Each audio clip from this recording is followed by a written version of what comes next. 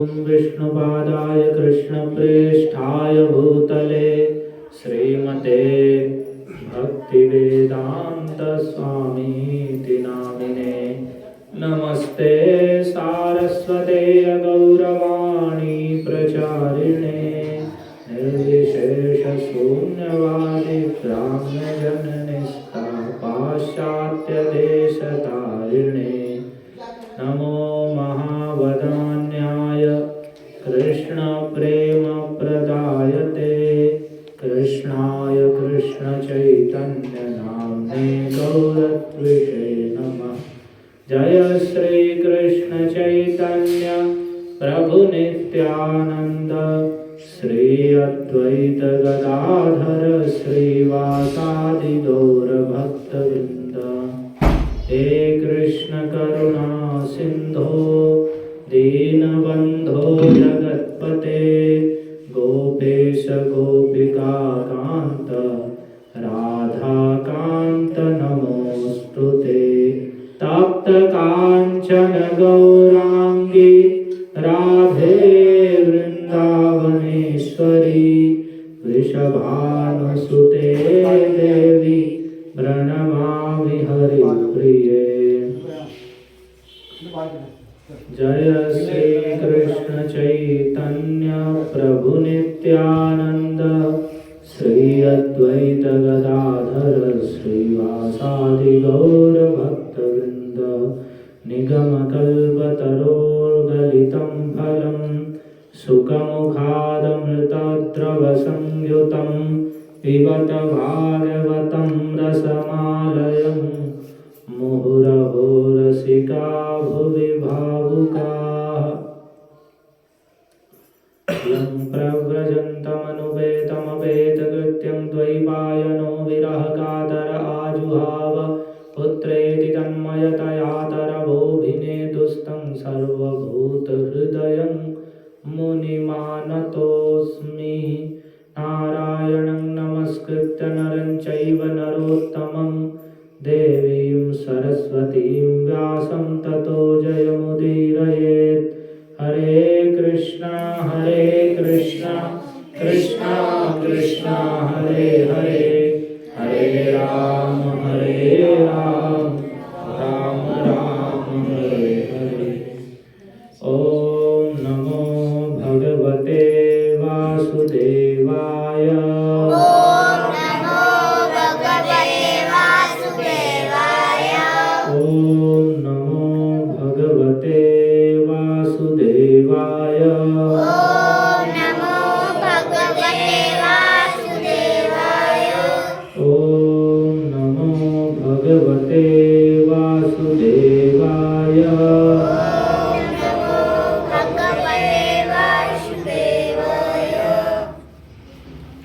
रुदन्तं उदन्तं मुहुर्नेत्र मुहुर्नेत्र युग्मं मृजन्तं।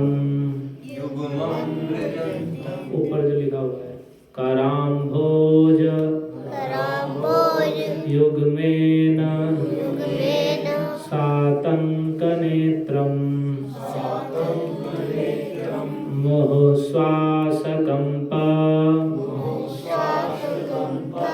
त्रिरेखाङ्ककण्ठ स्थितग्रैवदामो दरं भक्तिबद्धं। दूसरा श्लोक दामोदराष्टकम का। रुदन्तं मुहुर्नेत्रयुग्मं मृजन्तं मुहुर्नेत्रयुग्मं मृजन्तं कराम्भोजयुग्मेन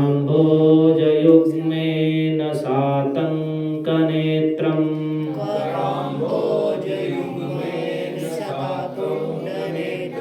मुहुश्वासकम्प त्रिरेखाङ्ककण्ठ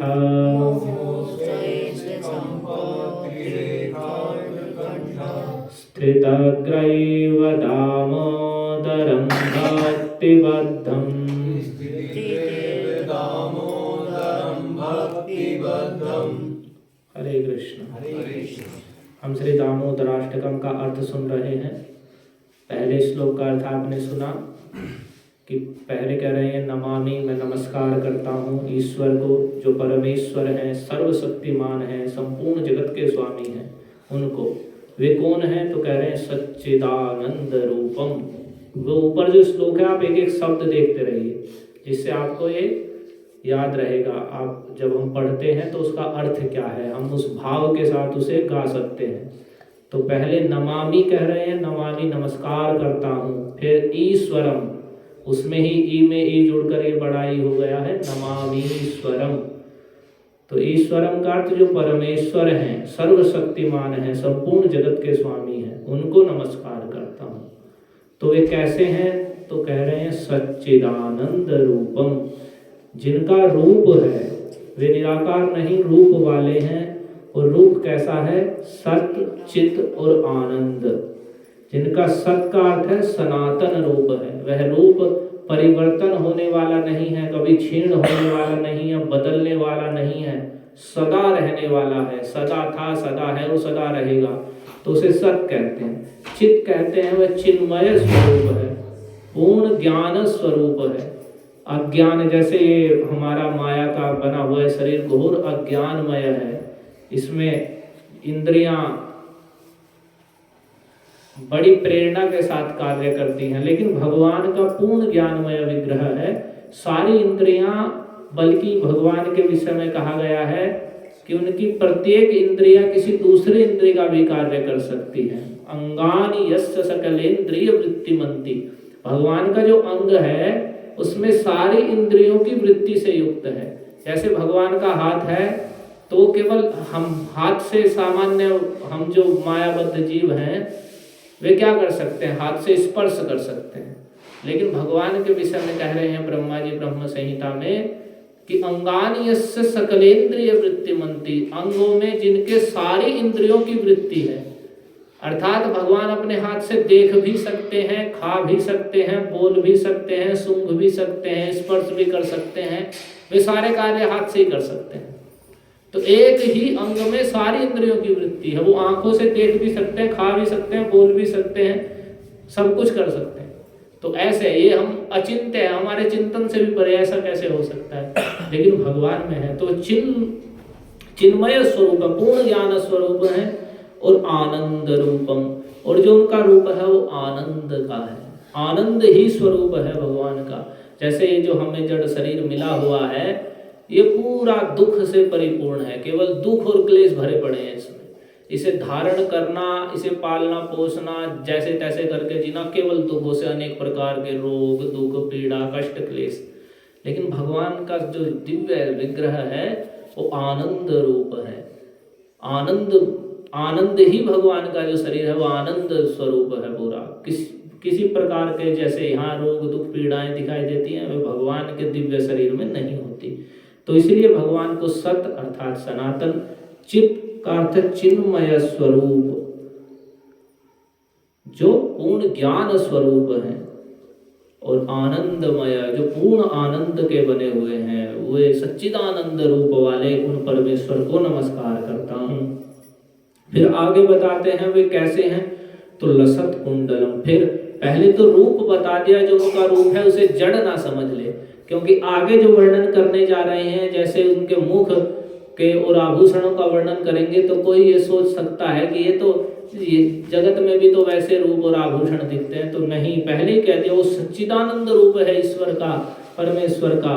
तो लसत कुंडलम, वो कुंडल के द्वारा बड़ा शोभायमान हो रहे हैं। उनके कानों में कुंडल हैं, मकराकृति, मकर की भांति, मछली या मगरमच्छ की जैसी आकृति होती है, तो मकर की भांति आकृति वाले कुंडल हैं। वे अत्यंत सुशोभित हो रहे हैं, भगवान के गालों का स्पर्श करके अत्यंत शोभायमान हो रहे हैं। और कुंडलों के द्वारा दूसरे भी जो आभूषण भगवान के दिव्य शरीर पर सदा विराजमान रहते हैं, उन आभूषणों की शोभा बताते हैं कि जो जिनके कपोलों पर, गालों पर, कानों में स्थित दोनों कुंडल क्रीड़ा करते हुए अत्यंत शोभायमान, देदीप्यमान हो रहे हैं। तो उन भगवान को नमस्कार करता हूँ। तो वे कहाँ हैं? पहले बताया रूप कैसा सच्चिदानंद, फिर उनके सौंदर्य का वर्णन करके कह दिया लसत कुंडलम, उनका मुख कमल सुंदर कुंडलों के हिलने से अत्यंत शोभायमान लग रहा है। तो कह रहे हैं वे कहाँ हैं, तो गोकुले भ्राजमानम, वे गोकुल में अतिशय भ्राजमान है, अर्थात देदीप्यमान सुशोभित हो रहे हैं। गोकुल में, गोकुल का क्या अर्थ है, तो गोकुल धाम जहाँ गो अर्थात गायें, गोप और गोपियाँ और ग्वाले जो उनके मित्र सखा गोप गोपियाँ और गायें हैं, वहाँ उस गोकुल में, ऐसे गोकुल में भगवान सुशोभित हो रहे हैं, अत्यंत शोभायमान हो रहे हैं। तो मैं उन परमेश्वर को नमस्कार करता हूँ जो सत्यव्रत मुनि है, ये स्तुति कर रहे हैं। ये पद्म पुराण में रुक्मांगद और मोहिनी के संवाद में है, सत्यव्रत मुनि द्वारा कहा गया। तो ये इसके विषय में बताया गया है, ये दामोदर अष्टकम नित्य पढ़ना चाहिए। दामोदराष्टकम नाम स्तोत्रम दामोदरार्चनम, और भगवान दामोदर की अर्चना करनी चाहिए कार्तिक में। तो नित्यम दामोदराकर्षी पठेत सत्यव्रतोदितम, तो अगर कोई नित्य भगवान दामोदर की, माता यशोदा जिनको बांध रही हैं कृष्ण की, नित्य प्रति पूजा करता है कार्तिक मास में विशेष रूप से, और इस दामोदराष्टकम को पढ़ता है, तो कह रहे हैं नित्यम दामोदराकर्षी, भगवान दामोदर को आकर्षित करने वाला है, उन्हें खींचने वाला है अपनी ओर, उन्हें प्रसन्न करने वाला है। तो इसे सत्यव्रत मुनि के द्वारा कहा गया है। तो इसे जो अपना परम कल्याण चाहने वाला और भगवान को शीघ्र प्रसन्न करने की इच्छा रखने वाले को प्रतिदिन इसे पढ़ना चाहिए। तो यही बता रहे हैं, वे ईश्वर को सुंदर कुंडल आदि जो आभूषण हैं वे उनके दिव्य शरीर में अत्यंत सुशोभित हो रहे हैं, और वे गोकुल में अत्यंत शोभायमान हैं, देदीप्यमान हो रहे हैं। और फिर आगे उनकी लीला का वर्णन करते हुए कहते हैं यशोदाभियोलु खलाधावमानम, यशोदा उनकी माता यशोदा हैं, जो उन्हें आज दामोदर यानी रस्सी में बांधकर कृष्ण को उन्होंने भगवान की और यश को बढ़ा दिया है, यश देने वाली हैं यशोदा। तो उन यशोदा भियो, भी का अर्थ है भय, उन यशोदा जी के भय के द्वारा उलूखलाद धावमानम, ये भिया से उ जुड़ा है तो भियो हो गया है, यशोदा भिया उलूखलाद धावमानम, यशोदा जी के भय के कारण जो उखल पर बैठे हुए वानरों को माखन बांट रहे थे, वहां से धावमान दौड़ रहे हैं, उनको मैं नमस्कार कर रहा हूँ। एक क्रम से चल रहे, देखिए मैं ईश्वर को नमस्कार कर रहा हूँ, ये नहीं कह रहे कि मैं एक गोप को नमस्कार कर रहा हूँ। पहले बता दें मैं परमेश्वर को नमस्कार कर रहा हूँ। वो परमेश्वर कैसे हैं, सच्चिदानंद रूप वाले हैं, और क्या उनका सौंदर्य का और वर्णन कर दिया कि उनके कानों में सुंदर मकराकृति कुंडल सुशोभित हो रहे हैं, चमक रहे हैं, और वे गोकुल में विराजमान हैं, शोभायमान हैं, गोप गोपियों के मध्य, गायों के मध्य। फिर कह रहे हैं जो यशोदा जी के भय के कारण उलूखल अर्थात ओखली पर जो बैठे हुए थे वहां से कूदकर भाग रहे हैं, भागने वाले हैं, धावमानम।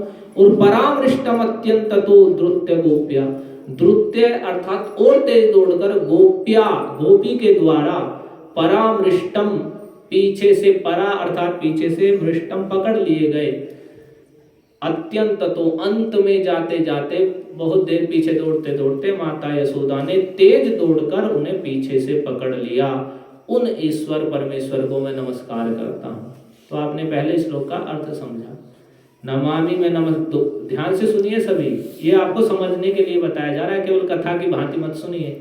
ऊपर जो लिखा हुआ है दामोदराष्टकम, उसके एक एक शब्द का अर्थ बताया जा रहा है कि जो हम प्रतिदिन गाते हैं उसका अर्थ क्या है। और ये बड़ा सुंदर स्तुति है, अगर इसे भाव सहित गाया जाए और अर्थ भी समझ में आ रहा हो तो बड़ा आनंद आने लगता है इसे गाने में ही, और भगवान को पूर्ण रूप से प्रसन्न कर देने वाली स्तुति है। तो सनातन गोस्वामी ने इस पे हरि भक्ति विलास ग्रंथ में वर्णित है, और इस पर अपनी दिग्दर्शिनी टीका भी लिखी है, बड़ी सुंदर।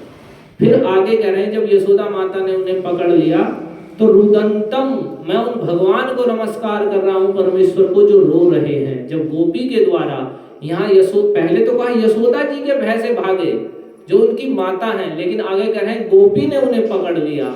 गोपी शब्द का प्रयोग कर रहे हैं क्योंकि गोप गोपियों का ही ऐसा सौभाग्य है जो कृष्ण को पकड़ सकते हैं। नहीं तो आपने कथा में सुना था कि योगियों का तपस्या के द्वारा प्रेरित मन भी भगवान को नहीं पकड़ पाता, लेकिन माता यशोदा जो गोपी हैं उन्होंने पकड़ लिया।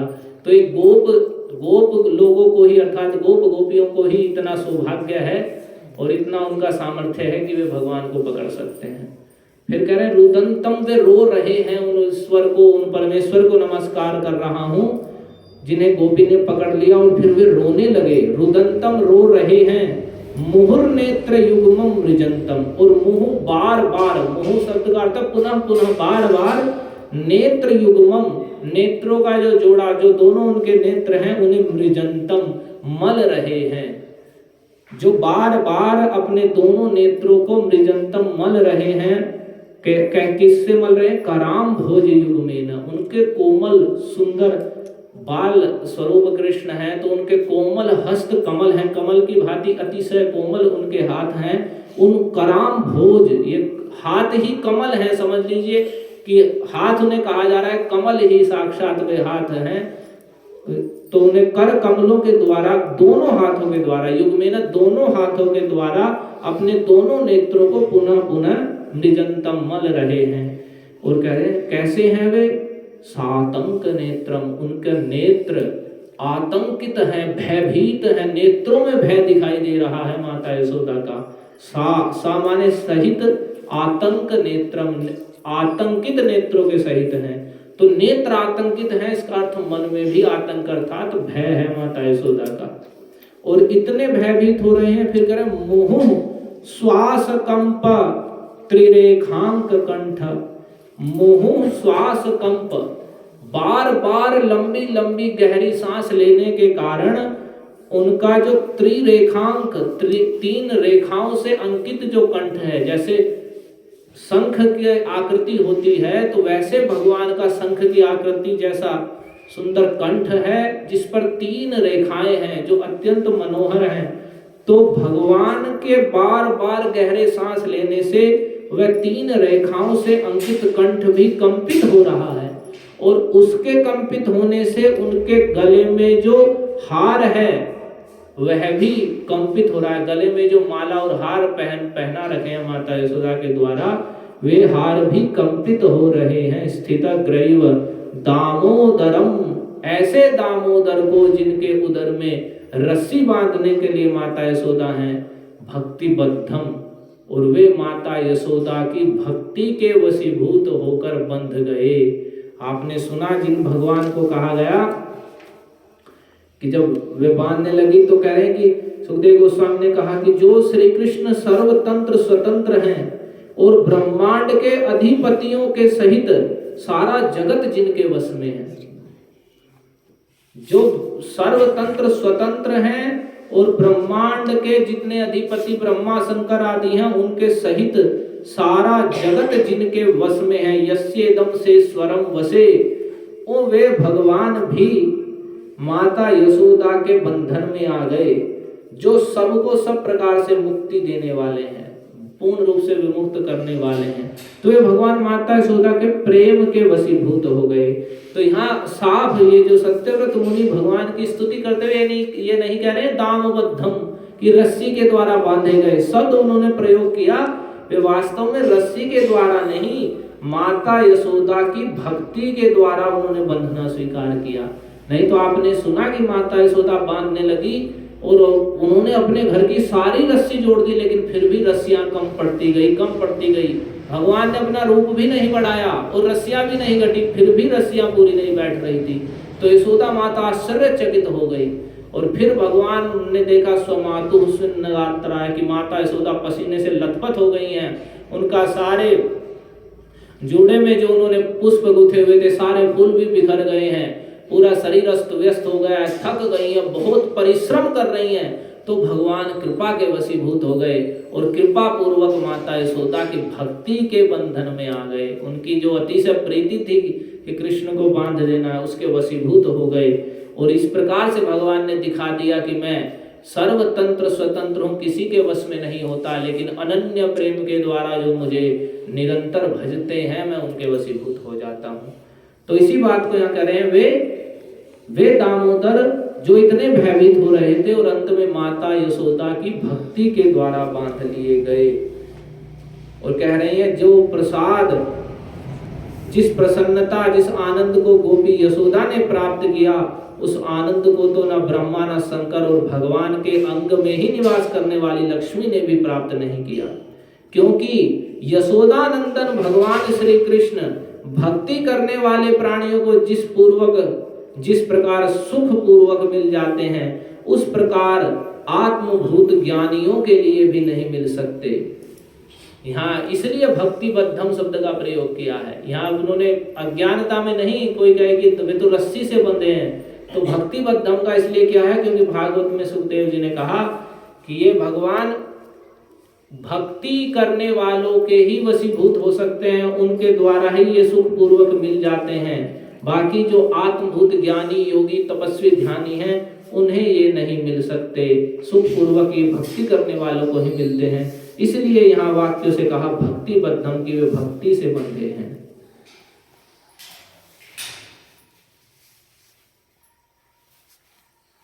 और आगे बता रहे हैं फिर, और ये भक्ति बद्धम की और विशेषता बता रहे हैं कि वास्तव में ये भक्ति से, नारद जी की भक्ति से बंधे हैं। क्योंकि नारद जी ने कुबेर के पुत्रों को जो शाप दिया था, उस कथा को हम आगे सुनेंगे। पहले कुछ श्लोकों का अर्थ सुन लेते हैं। जहां से अंतिम श्लोक है कुबेरात्मजौ, वहां उस कथा को सुनेंगे। तो इस प्रकार से माता यशोदा के बंधन में आ गए, भक्ति के द्वारा बद्ध हो गए। तो आपने दूसरे श्लोक का अर्थ सुना, रुदंतम, जो रो रहे हैं, मुहुर नेत्र युग्मम, मुहु यानी बार बार, नेत्र युग्मम, युग्म कहते हैं जोड़े को, अपने दोनों नेत्रों को मृजंतम मल रहे हैं। कराम्भोज युग्मेन, कर अम्भोज कहते हैं कमल को, तो अपने कर कमल के युग्म अर्थात जोड़े, दोनों कर कमल के द्वारा अपने नेत्रों को मल रहे हैं। सातंक नेत्रम, और उनके नेत्र आतंकित हैं अर्थात भयभीत हैं। और मुहुश्वास कंपत त्रिरेखांक घंटा, और बार बार मुहु का फिर पुनः पुनः बार बार गहरी गहरी सांस लेने से कंप, श्वास सांस कंप कंपित हो रहा है। त्रिरेखांक कंठ, 3 रेखाओं से अंकित जो कंठ है।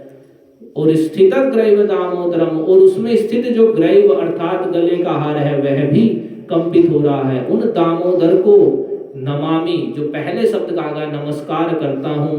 भक्ति बद्धम, जो माता यशोदा की भक्ति के द्वारा बंध गए हैं।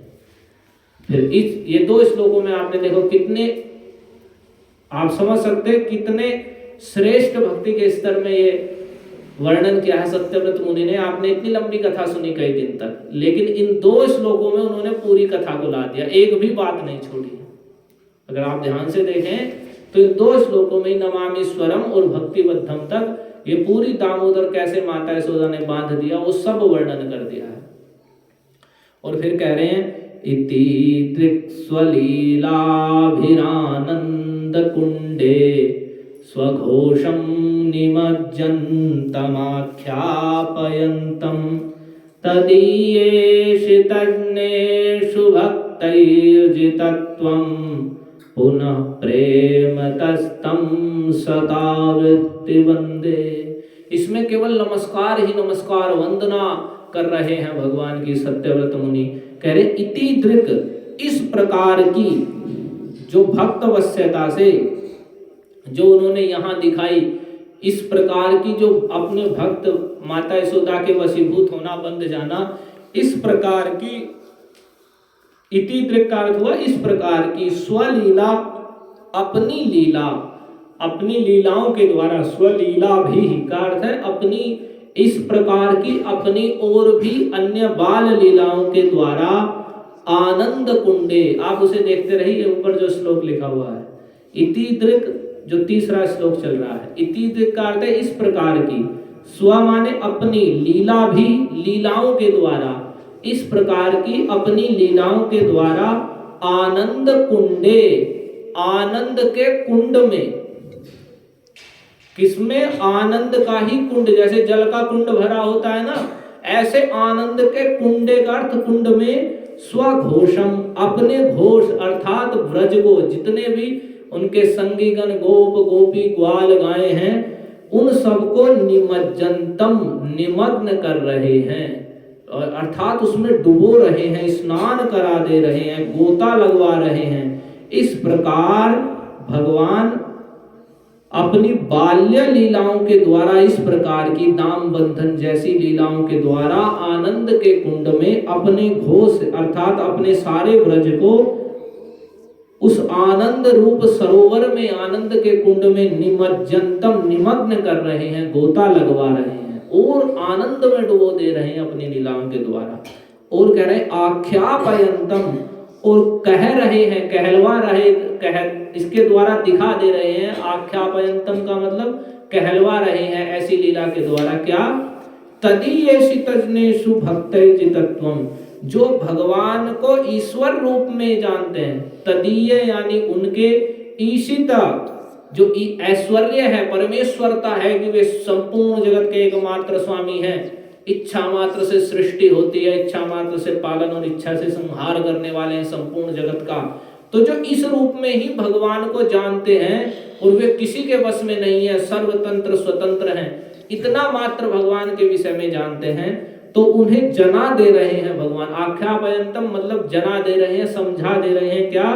कि तदीयेषु तजनेषु भक्तैर्जितत्वम्, जो उनकी ईशिता के ज्ञा हैं, ज्ञा का अर्थ जानने वाले हैं, उनमें भक्तैर्जितत्वम् कि भक्तों के द्वारा, भक्त ही अपने भक्तों के द्वारा जितत्वम् जीत लिया जाता हूँ। मैं अपने अनन्य प्रेमी भक्तों के द्वारा जीत लिया जाता हूँ, अर्थात उनकी इच्छानुसार मैं उनके बंधन को भी स्वीकार कर लेता हूँ, रस्सी में भी बंध जाता हूँ उनके लिए। तो ये दिखला रहे हैं इस लीला के द्वारा, जो उनके ऐश्वर्य को जानते हैं, उनकी ईशिता परमेश्वरता को ही जानते हैं, कि वे देख लें कि केवल ऐश्वर्य, मुझे ऐश्वर्य रूप में, परमेश्वर रूप में ही ना जाने, मैं अपने भक्तों का अनन्य प्रेमी भी हूँ, जो अनन्य भाव से एकाग्र मन से मुझ कृष्ण को भजते हैं, मैं उनके द्वारा जीत लिया जाता हूँ। इसके विषय में भागवत में भी एक बड़ा ही सुंदर श्लोक आया है, जिसमें जिसमें कहा गया है, जितोप्यसि, अजित होते हुए भी आप त्रिलोकी में उनके द्वारा जीत लिए जाते हैं। तत्तेनुकंपां सुसमीक्षमाणो भुंजान एवात्म कृतम विपाकम, ये नहीं, दूसरा श्लोक है कि जो भगवान आपके निरंतर हृद्वाग वपुर, जो आपके निरंतर अपने मन शरीर वाणी के द्वारा निरंतर आपकी भक्ति में युक्त हैं, और जो भी अपने कर्म फल हैं उन्हें निर्विकार मन से भोग लेते हैं और अपने आप को आपके चरणों में निरंतर समर्पित करते रहते हैं, अपना अहंकार आदि छोड़ के मैं भगवान का दास हूं, तो भगवान ऐसे भक्तों के प्रेम के वशीभूत हो जाते हैं और अजित हैं। भगवान का एक नाम है अजित, जो किसी के द्वारा जीते नहीं जा सकते, किसी भी प्रकार से उन्हें कोई नहीं जीत सकता। अजित होने पर भी वे अपने अन्य प्रेमी भक्तों के द्वारा जीत लिए जाते हैं। तो इस लीला में उन्होंने दिखाया है, और जो उन्हें परमेश्वर रूप में ही जानते हैं उन्हें दिखा दिया है कि तुम ज्ञान चिंता के द्वारा अथवा आत्मचिंतन के द्वारा, अर्थात बहुत बुद्धि के द्वारा जो मुझे केवल परमेश्वर रूप में जान रहे हो और मेरी भक्ति का आश्रय न लेकर ज्ञान और योग आदि के द्वारा मुझे जानने का प्रयास कर रहे हो, तो ध्यान से सुनो कि मैं केवल अपने भक्तों के द्वारा जीत लिया जाता हूँ और दूसरों के द्वारा नहीं जीता जाता हूँ। और भक्त लोग मुझे परम ईश्वर, सबका स्वामी और सब अजित होने पर भी जीत लेते हैं। तो इसी बात को, इस बात से उनका हृदय और भक्ति से सराबोर हो जा रहा है सत्यव्रत मुनि का। इसलिए कह रहे हैं जो अपनी इस प्रकार की स्वलीला भी लीलाओं के द्वारा आनंद के कुंड में स्वघोषम अपने व्रज को, अपने व्रजवासी सभी को निमज्जनतम डुबो रहे हैं, गोता लगवा रहे हैं, और आख्यापयंतम और कहलवा रहे हैं अपने ऐश्वर्य जानने वाले को, अपने आप को ईश्वर जानने वाले को, जो भगवान को केवल ईश्वर के रूप में, परमेश्वर के रूप में जानते हैं कि भक्तैर्जितत्वम्, कि मैं भक्तों के द्वारा जीत लिया जाता हूँ। तो ऐसा सुनकर उनका हृदय और भक्ति से परिपूरित होता है। तो वे कहते पुनः प्रेम तस्तम सता वृत्ति वंदे, सत्यव्रत मुनि कहते हैं इसलिए मैं पुनः एक बार फिर दोबारा उन्हें, शुरू में ही नमस्कार किया, नमस्कार से ही प्रारंभ कर रहे हैं, लेकिन फिर कह रहे हैं फिर मैं उन्हें सता वृत्ति सैकड़ों बार 100 बार दंडवत लोट लोट कर उन्हें नमस्कार करता हूँ, वंदना कर रहा हूँ मैं उन भगवान की जो अपने भक्तों के द्वारा जीत लिए जाते हैं। और कैसे प्रणाम कर रहे हैं, ऐसे नहीं केवल मंदिर में आए, भगवान के दर्शन भी नहीं करे, बस मंदिर में घुसते ही देख रहे हैं कौन कौन खड़ा है, कैसे कैसे लोग हैं, सबके मुंह देख रहे हैं और भगवान की ओर देखा भी नहीं, प्रणाम करके उठ भी गए। ऐसे प्रणाम नहीं कर रहे हैं। करे प्रेम तस्तम, पूरा प्रेम से, हृदय में प्रेम भरकर अपने मन में भगवान को बैठाकर पूर्ण रूप से अपने शरीर को भगवान के चरणों में समर्पित करके वाणी से बोलकर कि हे कृष्ण मैं आपको नमस्कार करता हूं, तो इस ऐसे प्रणाम करना होता है। ये नहीं आए और बस मशीन की तरह उठे और दंड बैठक सी लगाई और उठकर बैठ गए और बस हो गया प्रणाम। नहीं, साष्टांग प्रणाम का मतलब है अपने सारे अंगों सहित लेटकर और सिर को भी झुकाकर और मन में भी भाव लाकर कि मैं भगवान को नमस्कार कर रहा हूं, और मुंह से बोलकर कुछ श्लोक या हरे कृष्ण महामंत्र ही बोलकर या ओम नमो भगवते वासुदेवाय बोलकर या हे कृष्ण करुणा सिंधो दीन बंधो जगतपते इस श्लोक को बोलकर ऐसे भगवान को प्रणाम करना चाहिए। तो शरीर को भी पूरा, शरीर का सिर वक्षस्थल, साष्टांग का मतलब है सिर भी हो, छाती भी हो, घुटने भी हो, पैर भी हो, हाथ भी हो, ये सब गिरे हुए हो भगवान के सामने, और फिर मन में भी भाव के सहित कि मैं प्रणाम कर रहा हूं और वाणी से बोलकर, तब वह पूरा प्रणाम है भगवान को। और भगवान को प्रणाम कैसे करना चाहिए, तो जैसे यहाँ भक्त लोग करते हैं, जो भी विष्णु विग्रह है, जहां भी कृष्ण है या भगवान दूसरे रूप में राम, नरसिंह या नारायण रूप में है, जहां भी कृष्ण मंदिर या विष्णु मंदिर है, राम मंदिर है, तो वहां सब जगह ऐसे ही प्रणाम होता है भगवान को, बाईं ओर करके, जैसे यहाँ भक्त लोग करते हैं। सीधे प्रणाम नहीं होता भगवान को, बाईं ओर करके ही प्रणाम होता है। और सीधे प्रणाम जो साधु हैं या गुरुजन हैं, आचार्य लोग हैं, उन्हें सीधे प्रणाम होता है, लेकिन भगवान को बाईं ओर करके। और यदि शिव पार्वती हैं तो उन्हें दाईं ओर करके प्रणाम होता है। जैसे भगवान को उधर से करते हैं तो उन्हें इधर से करना पड़ेगा अगर शिव पार्वती हैं, और शिव जी अकेले हैं तो उन्हें परम भक्त परम वैष्णव जान के भगवान के सीधे भी नमस्कार कर सकते हैं।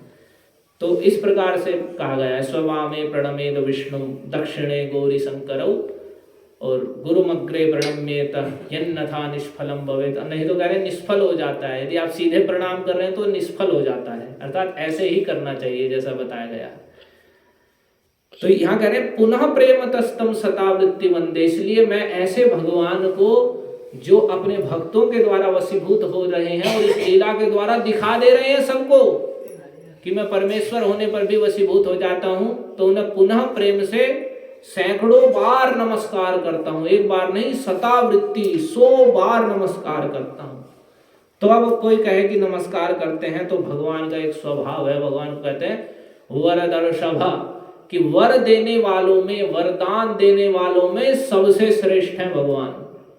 भगवान ने भागवत में कहा है काम पूर्वस्मि अहम नृणाम, मैं मनुष्यों की यानी जीवों की सभी कामनाओं को पूरा करने वाला हूं। माम प्रपन्नो जनः कश्चित न भूयः सोचितुम अर्हति। ध्यान से सुनिए बात, अगर हम कामना वाले भी हैं तो भागवत में भगवान कह रहे हैं माम प्रपन्नो जनः कश्चित, कोई भी जन, कोई भी व्यक्ति जो मेरे शरणागत हो गया है, कृष्ण के शरण में आ गया है, न भूयः सोचितुम अर्हति, वह दोबारा शोक करने योग्य नहीं रह जाता कि मैं गया था और मेरी ये कामना पूरी नहीं हुई, मुझे ये नहीं मिला, ऐसा शोक नहीं रहने देता जो मेरी शरण में आ गया। तो भगवान ने ऐसी बात कही है। तो अब तो मान लो भगवान कहे कि तुम इतना नमस्कार कर रहे हो, बार बार सैकड़ों बार नमस्कार कर रहे हो, तो क्या वरदान चाहिए। मतलब सत्यव्रत मुनि स्तुति कर, क्या वरदान चाहिए। तो सत्यव्रत मुनि कह रहे हैं कि नहीं, हे देव, अब मैं तुमसे वरदान क्या मांग रहे हैं। चौथे श्लोक को आपने देखिए, वरम देव मोक्षम न मोक्षावधिम वा न चान्यम वृणेहम वरेसादपीह। कह रहे हैं हे देव, हे परमेश्वर, हे देव, वरदान देने वालों में सर्वश्रेष्ठ, सबकी कामना पूरी, सभी की सभी कामनाओं को पूरा कर सकते हैं भगवान, सभी की सभी। भगवान ये केवल कृष्ण है ऐसे जिनके यहाँ आने पर चाहे भौतिक कामना हो, आध्यात्मिक कामना हो, किसी चीज की कोई कमी नहीं है। नहीं तो एक मुचकुंद महाराज थे, वे देवताओं के साथ युद्ध करने के लिए गए थे, सहायता करने के लिए। लेकिन जब उन्होंने देवताओं को जिता दिया, देवताओं ने कहा वरदान मांग लो, तो फिर देवताओं ने अपने मुंह से कह दिया उनसे कि ऐसा है, आप मोक्ष को छोड़कर बाकी और कुछ भी वरदान मांग लो, क्योंकि उसे तो केवल अविनाशी भगवान विष्णु श्री कृष्ण ही दे सकते हैं, वो हमारे बस की बात नहीं है। यानी संसार के बंधन से आप मुक्त होना चाहते हो तो वो हमारे बस की नहीं है, क्योंकि हम ही संसार में हैं, और बाकी और जो संसारिक वस्तु है आप हमसे कुछ भी मांग लो। तो लेकिन भगवान कैसे कुछ भी दे सकते हैं? क्या कामनाएं रहती है हमारी? भोगों की, या तो संसार में भोगों की, मरने के बाद हमें स्वर्ग आदि अच्छे लोगों की प्राप्ति हो, ये तो भौतिक कामनाएं हुई। कुछ दूसरे हैं तो उनकी इच्छा होती है सिद्धि की, हमें सिद्धि प्राप्त हो जाए, कुछ अणिमा लघिमा बड़ी बड़ी सिद्धियां प्राप्त हो जाए, नहीं तो फिर मुक्ति की, मैं संसार से छूट जाऊं। तो इनमें से ही कोई कामना सत्यव्रत मुनि मांग रहे होंगे। आप भी सोच रहे होंगे कि भाई यही तो कामनाएं हैं, या तो संसार की चीज और नहीं तो फिर मुक्ति। लेकिन सत्यव्रत मुनि देखे क्या मांग रहे हैं, कह रहे वरम देव मोक्षम न मोक्षावधिम वा न चान्यम वृणेहम वरेसादपि। हे भगवान, आप वरेश हैं, वर देने वर के ईश्वर हैं, वर देने में, सारे वर देने में सर्वसमर्थ हैं, लेकिन आप ऐसे वरदान देने के ईश्वर होने पर भी मैं आपसे यहां पर ना तो मोक्ष मांग रहा हूं, कह रहे हे देव मोक्षम वरम न मोक्षावधिम वा वृणे अहम वृणे। मैं कोई आपसे, आप वर देने वाले ईश्वर हैं और मैं आपसे वर मांग रहा हूं, तो मैं ना तो मोक्ष मांगता हूं। देखिए पहले कह रहे हैं भौतिक तो छोड़ दो, संसारिक ये मलमूत्र तुल्य कामनाएं जो हैं, उन्हें तो जो भक्ति के भगवान के भजन का आनंद ले लेते हैं उनके लिए तो ये नरक के तुल्य हो जाते हैं। अलम विषय वार्तया नरक कोटि बीभत्सया। एक आचार्य ने कहा है, प्रबोधानंद सरस्वती जी ने, कह रहे विषयों की वार्ता, जो विषय भोगों की इच्छाएं हैं, संसारिक लोग जिनकी इच्छा करते हैं उसे तो छोड़ दो बस। कह रहे नरक कोटि बीभत्सया, वो तो करोड़ों नरकों जैसी घिनौनी है, इतनी निकृष्ट है, उसकी तो चर्चा ही मत करो। और अब हमारी स्थिति देखिए, हम उसे ही सब कुछ समझते हैं, और उन लोगों का, उन भक्तों का स्तर देखिए कितने ऊंचे स्तर पे हैं, जो इन संसार के विषय भोग या स्वर्ग आदि के विषय भोगों को, अच्छा धन, स्त्री, परिवार, धन संपत्ति, विषय भोग, इनकी इच्छा, इन चीजों को कह रहे हैं ये तो करोड़ों नरक जैसी घिनौनी है, इनकी तो बात ही मत करो, दूर रखो इन्हें। तो ऐसे लोग क्या मांग सकते हैं? तो कह रहे मोक्ष मांगेंगे, सीधे संसार से छूट जाऊंगा। तो कह रहे हे भगवान, मैं आपसे मोक्ष वर नहीं चाहता, तो और क्या, तो मोक्ष से भी श्रेष्ठ मेरा वैकुंठ धाम है, वैकुंठ प्राप्त कर लो। तो कह रहे मोक्षावधिम, जो मोक्ष की परिसीमा है। मोक्ष भी कई प्रकार के होते हैं, 5 प्रकार के मोक्ष होते हैं, ध्यान से सुनिए। संसार से मुक्ति कहते हैं जिन्हें, 5 प्रकार की। एक होती है सायुज्य। सायुज्य का अर्थ है भगवान में या भगवान के तेज, जिसे ब्रह्म ज्योति कहते हैं, उसमें लीन हो जाना। संसार से छूट गए और भगवान में ही या भगवान के तेज में लीन हो गए। एक सायुज्य, जो सायुज्य मुक्ति हो गई। इसमें मतलब अपने आप को ही तुमने, अपनी सत्ता ही मतलब समाप्त कर दिया, तुम जीव हो, अब बस तुम लीन हो गए, अब क्या बचे। तो एक ही है मुक्ति। ऐसी बहुत कामनाएं करते हैं। एक है सारूप्य। सारूप्य का अर्थ है भगवान के जैसे रूप की प्राप्ति। शंख चक्र गदा पद्म, बिल्कुल जैसा भगवान का रूप है, चतुर्भुज, ऐसा ही रूप प्रदान कर देते हैं भगवान, जो आप उस मुक्ति की कामना करता है और भक्ति करता है उसके लिए। सारूप्य, सायुज्य और सालोक्य, भगवान के जैसा लोक, जैसे लोक में भगवान रह रहे हैं उसी लोक में भगवान अपने उस भक्त को भी, या जो उसकी इच्छा करता है, अपने जैसे लोक की प्राप्ति करा देते हैं। अपने ही समान ऐश्वर्य वाला उसे लोक स्थान दे देते हैं, जैसे ऐश्वर्य में भगवान रहते हैं ऐसा ही। और सामीप्य, अपने समीप रहने का, भगवान के समीप रहने का अवसर प्राप्त करना, बिल्कुल भगवान के निकट पार्षद के रूप में रहना। सालोक्य, सामीप्य, सारूप्य, और एक होते हैं सार्ष्टि। सार्ष्टि का मतलब भगवान के समान ऐश्वर्य, जैसा भगवान की ईश्वरता है वैसा ही ऐश्वर्य उसे प्रदान कर देते हैं भगवान। तो ये 5 प्रकार की मुक्ति हैं, जिनमें जो ये सायुज्य है इसे भक्त लोग कभी चाहते ही नहीं। भगवान में लीन हो जाना का मतलब, जो भक्त हैं उसकी इच्छा ही नहीं होती, भगवान में लीन हो जाएंगे तो भक्ति तो फिर बचेगी नहीं, बस खत्म हो गए फिर तो। लेकिन जो दूसरे ज्ञानी ध्यानी योगी हैं ये सायुज्य चाहते हैं कि हम भगवान में लीन हो जाएं। तो 2 प्रकार का सायुज्य होता है, एक ईश्वर सायुज्य, एक ब्रह्म सायुज्य। ईश्वर सायुज्य का अर्थ है भगवान के शरीर में लीन हो जाना, चतुर्भुज विष्णु में। और फिर दूसरा ब्रह्म सायुज्य, जो भगवान के शरीर का दिव्य प्रकाश है, जिसे ब्रह्म ज्योति कहते हैं, उसमें लीन हो जाना, ब्रह्म ज्योति में लीन हो जाना, तो उसे ब्रह्म सायुज्य कहते हैं। तो इसमें लीन हो जाते हैं। तो जो योगी लोग हैं या ज्ञानी लोग हैं, ये जो अहम ब्रह्मास्मि इस प्रकार से जपते हैं या जो योग ध्यान करके कैवल्य मोक्ष चाहते हैं, तो उन्हें ये प्राप्त होती है। और जो दूसरे हैं, जो भक्त लोग हैं, मुक्ति की इच्छा करते हैं, भक्ति कर रहे हैं, लेकिन लीन होने की इच्छा नहीं रखते हैं, तो वे भगवान के जैसा रूप, भगवान के जैसा लोक, भगवान के निकट या भगवान के जैसा ऐश्वर्य प्राप्त करते हैं। लेकिन यहाँ सत्यव्रत मुनि कह रहे हैं मुझे मोक्ष नहीं चाहिए, ना तो ये सायुज्य मोक्ष चाहिए और ना ही ये सायुज्य मोक्ष से भी परे जो मोक्षावधि आपका वैकुंठ धाम है, ये भी मुझे नहीं चाहिए। और क्या चाहिए? और कुछ करें न चान्यम, अन्य कोई वरदान भी मुझे नहीं चाहिए। तो अब क्या बचा? अब सोचिए क्या बचा अब, कि ना तो मैं मोक्ष चाहता हूं और ना ही मोक्ष की पराकाष्ठा स्वरूप श्री वैकुंठ धाम चाहता हूं, और ना ही मैं अन्य किसी दूसरे वर की कामना करता हूं।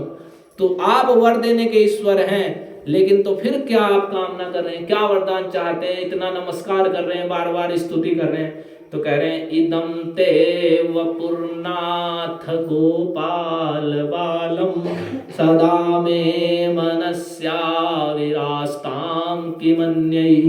कह रहे हे नाथ, वपुर्नाथ शब्द आ रहा है ना, नाथ हे मेरे स्वामी, हे मेरे प्रभु, इदं ते वपुः गोपाल बालम, ये जो आपका वपुः अर्थात शरीर है, ये जो आपका दिव्य रूप है, कैसा?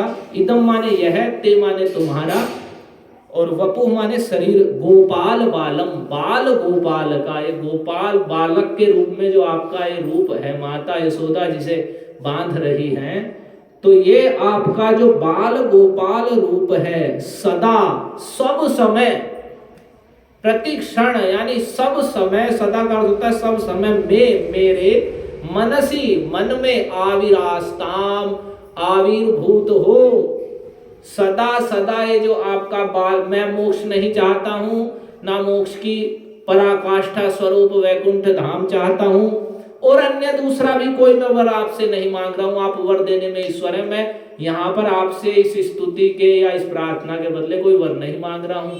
हे नाथ, हे मेरे स्वामी, इदं ते वपु, आपका जो ये वपु है कौन सा? गोपाल बालम, ये जो आपका बाल गोपाल रूप है, ये सदैव सदा सर्वदा मेरे हृदय में प्रकट होता रहे। मेरे हृदय में, जैसे हमारे मन में क्या क्या चल रहा है, अभी यहाँ बैठे बैठे भी क्या क्या चल रहा होगा सब किसी के मन में, तो वे कह रहे हैं नहीं, ये कुछ भी नहीं चलना चाहिए, सब समय मेरे हृदय में आपका ये जो बाल गोपाल रूप है, मेरे हृदय में ये प्रकट होता रहे, आविर्भूत होता रहे मेरे हृदय में, बस, और कुछ दूसरे वरदान की कामना नहीं है। करे किमन्यई, करे अन्य दूसरे वरदानों से मुझे क्या लेना देना, अन्य दूसरा कोई वरदान नहीं चाहता हूं मैं, मुझे तो केवल मेरे हृदय में आपका बाल गोपाल रूप प्रकट होता है। कितनी विशेष बात कह दी है। भावार्थ यह है कि यदि मोक्ष आदि वर्ण नहीं करते तो परम अपेक्षित हमारी चतुर्भुज आदि मूर्ति के दर्शन और संभाषण आदि वर ही ग्रहण कर लो। तो कह रहे हैं कि भाई चलो, आपने मोक्ष आदि को स्वीकार नहीं किया और भगवान कहने लगे चलो तो मेरा जो रूप है चतुर्भुज नारायण रूप है, महालक्ष्मी निरंतर सेवा कर रही है, पार्षद लोग स्तुति कर रहे हैं, तो उसके साथ वार्तालाप करना, वो रूप आपका मेरे हृदय में रहे, वो वरदान मांग लो। तो कह रहे हैं नहीं, मुझे दूसरे वरदानों से कोई प्रयोजन नहीं है, मेरे हृदय में तो, मेरे मन में तो सदैव आपका जो शोभायमान परम शोभा से युक्त जो बाल गोपाल रूप है ये हृदय में प्रकट हो। दूसरे रूप को नहीं कह रहे हैं कि आप दूसरे नरसिंह रूप से या राम रूप से, वामन रूप से, किसी दूसरे रूप से प्रकट हो, कह रहे नहीं, ये बाल गोपाल जो रूप है ये मेरे हृदय में सदैव प्रकट होता रहे, क्योंकि मेरी इसमें ही प्रीति है, यो ही परम आनंदमय है, अन्यत्र मेरी कहीं भी प्रीति नहीं है। तो यहाँ भगवान के दामोदर रूप की, बाल गोपाल रूप की सर्वश्रेष्ठता इस श्लोक में दिखाई गई है कि वास्तव में सारे चीजों से बढ़कर ये है कि मोक्ष आदि और वैकुंठ से भी श्रेष्ठ बात यह है, दूसरे वरदानों की तो छोड़ दो, कि हमारे हृदय में भगवान की सदा सर्वदा स्फूर्ति हो। और वो भी विशेषकर ये नंद नंदन जो कृष्ण है, मुरली बजाने वाला जो बाल गोपाल रूप है, ये परम आनंदमय है। दूसरे रूपों का हृदय में अनुभूति होने का, कि भगवान नारायण रूप में, राम रूप में, नरसिंह रूप में, दूसरे रूप में हृदय में प्रकट हो, उसमें भी जो आनंद नहीं है, वह इस बाल गोपाल का हृदय में अनुभूति होने का जो आनंद है, वह सबसे श्रेष्ठ है। तो सत्यव्रत मुनि यहाँ यही कह रहे हैं कि हे नाथ, ना तो मैं आप सब प्रकार के वरदान देने में समर्थ हैं, हे देव, तो भी सब प्रकार के वरदान देने में समर्थ होने पर भी मैं आपसे मोक्ष नहीं मांगता हूं। ना मोक्ष की अवधि जो परिसीमा है वैकुंठ लोक, ना उसे मांगता हूं, और ना वर्ण करने योग्य अन्य किसी दूसरी वस्तु की ही प्रार्थना करता हूं। मैं तो हे मेरे नाथ आपसे केवल यही प्रार्थना करता हूं कि मेरे हृदय में तो आपका यह बाल गोपाल जो रूप है, श्री विग्रह है, ये सदैव मेरे हृदय में प्रकट होता रहे, स्फुरित होता रहे। इससे भिन्न, इसके अलावा दूसरे किसी वरदान से मेरा कोई प्रयोजन नहीं है, कोई लेना देना नहीं है, केवल यही वरदान चाहिए। हरे कृष्णा कृष्णा कृष्णा हरे हरे, हरे राम राम राम हरे हरे। श्री सत्यव्रत मुनि की जय, श्री बाल गोपाल दामोदर भगवान की जय, यशोदा मैया की जय, नंद बाबा की जय, श्री ब्रज भूमि वृंदावन धाम की